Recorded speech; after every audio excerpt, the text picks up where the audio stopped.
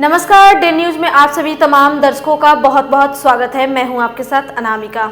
चलिए आगे बढ़ने से पहले एक नजर डालते हैं उन खबरों पर जो बनी है आज की सुर्खियां।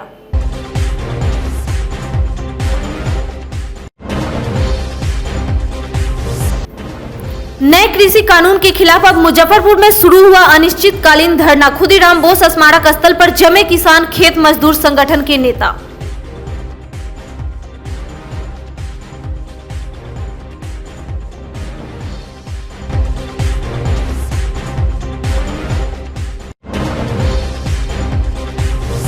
लीची के साथ अब मुजफ्फरपुर की लहठी और शहद को विदेशों में मिलेगा बढ़ावा। निर्यात के लिए डीएम ने सरकार को भेजा प्रस्ताव। जगी रोजगार सृजन की संभावना।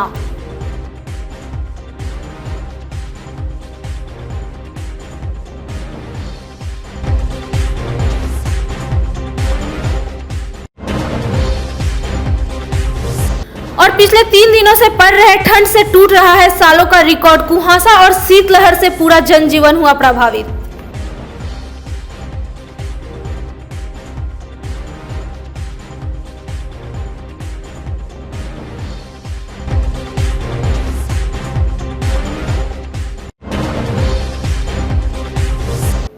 ये थी सुर्खियां और अब खबरें विस्तार से। नए कृषि कानून के विरोध में पिछले कई दिनों से किसानों का दिल्ली में आंदोलन जारी है।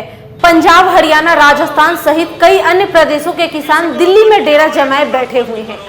इधर कृषि कानून और बिजली संशोधन बिल 2020 के खिलाफ ऑल इंडिया किसान खेत मजदूर संगठन ने मुजफ्फरपुर के खुदीराम बोस स्मारक स्थल पर अनिश्चितकालीन धरना शुरू कर दिया है। संगठन के जिला सचिव लाल बाबू महतो ने कहा कि खेती और किसानी को पूरी तरह देसी विदेशी कॉरपोरेट घरानों के हवाले करने से केंद्र सरकार बाज आए, नहीं तो किसानों का आंदोलन उग्र भी हो सकता है। जैसा कि हम लोगों को जानकारी है कि दिल्ली में केंद्र सरकार द्वारा जो लाई गई 3 काले कानून हैं जो पूर्णतः किसान विरोधी हैं, इन्हीं मुद्दों को लेकर 10 दिनों से ज़्यादा हो चुका है। खासकर दिल्ली के बॉर्डर इलाकों में, हरियाणा के क्षेत्र में, दिल्ली के क्षेत्र में, पश्चिम उत्तर प्रदेश के क्षेत्र में जो हजारों लाखों किसान लोग संघर्ष कर रहे हैं। विगत 8 दिसंबर को पूरे भारत, संपूर्ण भारत बंद हुआ।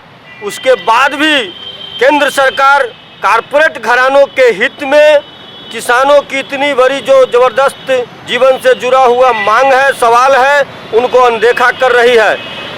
इनको लेकर पूरे देश में, देशव्यापी इन किसानों के समर्थन में केंद्र सरकार को 3 काले कानून वापस लाने तक अनिश्चितकालीन धरना शुरू किया गया है। इसमें सैकड़ों संगठन के किसान संगठन संपूर्ण रूप से आज से पूरे देश भर में अनिश्चितकालीन धरना चलाएंगे। 14 तारीख को सभी भारत के जिला मुख्यालयों में जिला कार्यालय का घेराव होगा और जब तक सरकार नहीं मांगे मानती है तब तक यह लड़ाई जारी रहेगी। इधर पिछले 3 दिनों से पड़ रहे कड़ाके की ठंड ने सालों साल का रिकॉर्ड तोड़ दिया है। कुहासा और शीतलहर ने न सिर्फ मुजफ्फरपुर बल्कि पूरा उत्तर बिहार प्रभावित है। ठंड का असर सड़क, रेल और वायु मार्ग पर भी पड़ा है। बच्चे, बीमार और बुजुर्गों की परेशानी बढ़ गई है। बढ़ते ठंड को देखते हुए भारतीय मानव अधिकार सुरक्षा परिषद की तरफ से गुरुवार को वार्ड 40, 41, 42, 43, 44 और 45 के गरीब और जरूरतमंदों के बीच कंबल वितरण किया गया। मौके पर परिषद के अध्यक्ष राजू नैयर, मेयर सुरेश कुमार और जदयू के जिला अध्यक्ष रंजीत सहनी भी मौजूद रहे। चिकित्सकों ने कहा है कि ठंड के समय जरूरत पड़ने पर ही घर से बाहर निकले। Civil surgeon doctor Shailesh Kumar Singh ने कहा कि बिना गर्म कपड़े के घर से बाहर न निकले। तबीयत बिगड़ने पर तुरंत ही डॉक्टर से संपर्क करें। अधिकार दिवस है, उसी का शुभ अवसर पर इस शहर में एकमात्र राजू नैयर जी जो हैं वही ये शिविर चलाते हैं और बढ़िया काम करते हैं।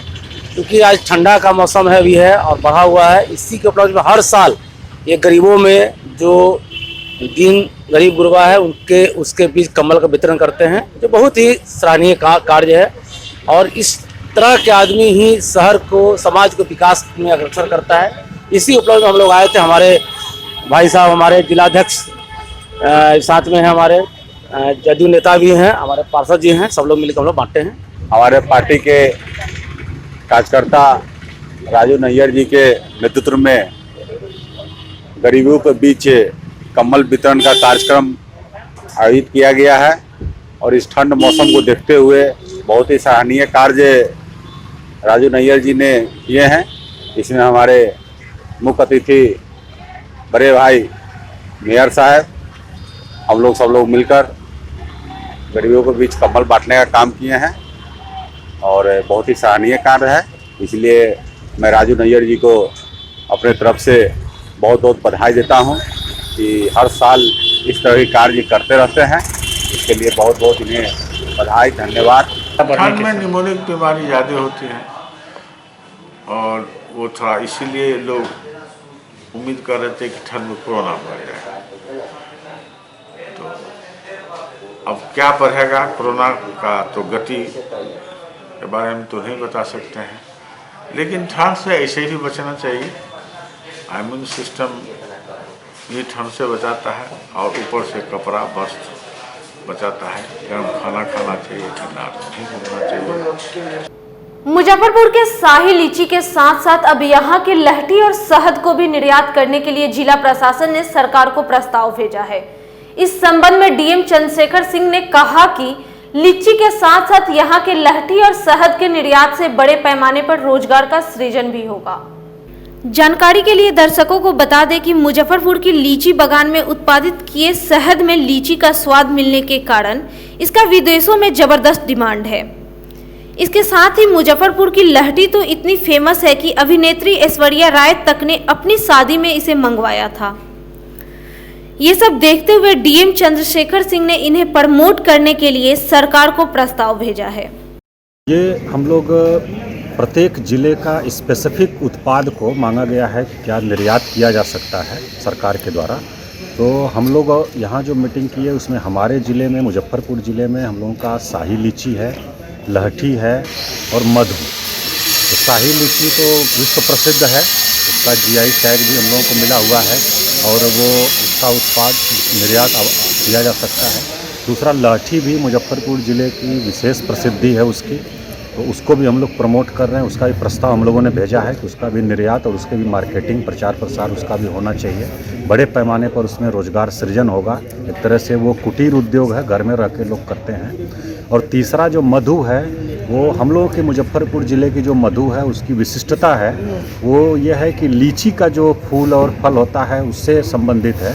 लीची के बागान में उसको किया जाता है बॉक्स रख करके, तो उसके कारण उसकी सुगंध और उसका मिठास वो विशिष्ट प्रकार का होता है।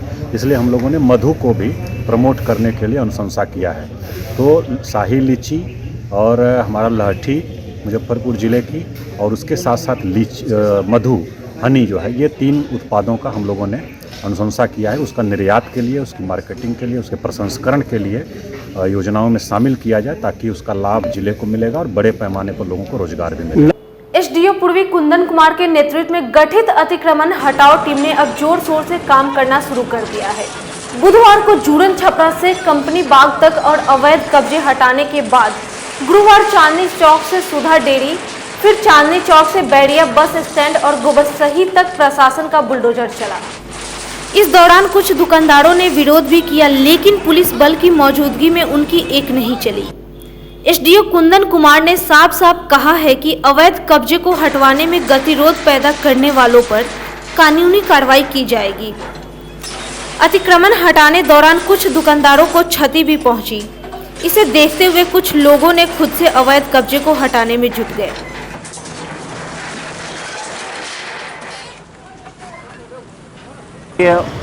चांदनी चौक हमारा बहुत महत्वपूर्ण चौक है, जिसमें कि दरभंगा 4 लेन, मोतिहारी 4 लेन सब आकर के यहाँ पे टर्मिनेट करती है। और प्रायः यह देखा जाता है कि सर्विस लेन पूर्ण रूप से मोटर गैराज वालों ने जाम कर रखा है। न केवल मोटर गैराज वालों ने, बल्कि कुछ ट्रांसपोर्टरों ने भी हमारे मुख्य सड़क पर लंबे समय तक अपने गाड़ी को पार्किंग करके रखते हैं। आज विशेष अभियान चलाया गया है चांदनी चौक से सुधा डेयरी चौक तक, चांदनी चौक से बैरिया बस स्टैंड तक और चांदनी चौक से गोबरसही चौक तक। जिसमें आज हम लोग सभी अवैध पार्क किए हुए गाड़ियों को जब्त कर रहे हैं और अतिक्रमण का साइड बाय साइड अभियान भी चलाया जा रहा है। पूर्व में नोटिस के बावजूद कार्रवाई न होने से अतिक्रमणकारियों का मनोबल बहुत बढ़ा हुआ है। जी बिल्कुल, और यही कारण है कि आज हम लोग जब्ती की भी कार्रवाई साथ चला रहे हैं, क्योंकि हम लोगों ने लगातार कल भी और आज भी अनाउंसमेंट करवाया, इसके बाद भी अतिक्रमणकारियों पर कोई असर नहीं पड़ा है। हालांकि कुछ लोगों ने हटाया भी है और हम लोगों के मार्ग में आएंगे और कानून को धता बताएंगे, उनके विरुद्ध कार्रवाई करेंगे। इधर शराब माफियों पर नकेल कसने के लिए भी पुलिस दिन रात एक्टिव है। अहियापुर पुलिस ने गुरुवार को टरमा गांव के दीपक ठाकुर के घर में छापेमारी कर 2 दर्जन से अधिक केन बियर और 2 विदेशी शराब की बोतलें बरामद की। प्रभारी थानेदार सुनील रजक ने बताया कि छापेमारी की भनक लगते कारोबारी दीपक ठाकुर फरार हो गया। शराब की सूचना वरीय पदाधिकारी के द्वारा शराब की सूचना पर तत्काल तुरंत उस पर कार्रवाई की जा रही है और कई जगह पर छापेमारी करके कुछ अभियुक्त को हम लोग गिरफ्तारी भी किए हैं। ठीक उसी प्रकार कल सूचना मिली कि बखरी मोड़ पर दीपक ठाकुर कुछ अंग्रेजी शराब और बियर वगैरह बेच रहे हैं। इस सूचना एवं सत्यापन के कार्रवाई के लिए भेजकर वहाँ पर छापेमारी करवाए तो उनके घर से लगभग 13 लीटर बियर शराब प्राप्त हुआ है, लगभग 1.5 लीटर के करीब अंग्रेजी शराब पर प्राप्त हुआ है, जिसे जब्त कर थाना पर लाया गया। कार्रवाई की गिरफ्तारी को लेकर नहीं, कार्रवाई गिरफ्तार नहीं हुआ, लेकिन अग्रिम कार्रवाई की जा रही है। ये उनके हर ठिकाने पर छापेमारी की जा रही है ताकि उनकी गिरफ्तारी हो सके। समरनालय सभागार में गुरुवार को आयोजित आकांक्षी परियोजनाओं की बैठक में संयुक्त सचिव ने जिले में चल रहे विकास कार्यों की समीक्षा की। आकांक्षी जिले के तहत जिले में 300 विद्यालय, 100 से अधिक प्राथमिक स्वास्थ्य केंद्र और मॉडल आंगनवाड़ी केंद्र का निर्माण होना है। इसके निर्माण कार्यों की स्थिति का आंकलन संयुक्त सचिव ने किया। बैठक में DM Chandrashekhar Singh, DDC, civil surgeon सहित कई अन्य पदाधिकारी शामिल रहे। आज की बैठक आकांक्षी जिला से संबंधित बैठक है और जैसा कि आपको मालूम होगा भारत सरकार द्वारा 100 से अधिक पिछड़े जिलों की सूची बनाई गई है और जो जिले मुख्य रूप से शिक्षा, स्वास्थ्य, कृषि, वित्तीय समावेशन एवं कौशल विकास में पिछड़े हुए जिले, मुजफ्फरपुर भी उस सूची में आता है। तो पिछले 1.5 सालों में आकांक्षी भारत योजना के तहत जिले के विभिन्न क्षेत्रों में क्या क्या उन्नति हुई है, क्या क्या विकास हुआ है, उसी की समीक्षा आज भारत सरकार के सीनियर पदाधिकारी, संयुक्त सचिव के लेवल के पदाधिकारी द्वारा ये समीक्षा की जा रही है। जिला पदाधिकारी और उप विकास आयुक्त भी इस बैठक में है तथा विभिन्न विभागों के नोडल पदाधिकारी भी। आज की खबरों में फिलहाल इतना ही। कल फिर मिलेंगे कुछ नए खबरों के साथ। तब तक के लिए हमारे डे न्यूज टीम को दीजिए इजाजत। नमस्कार।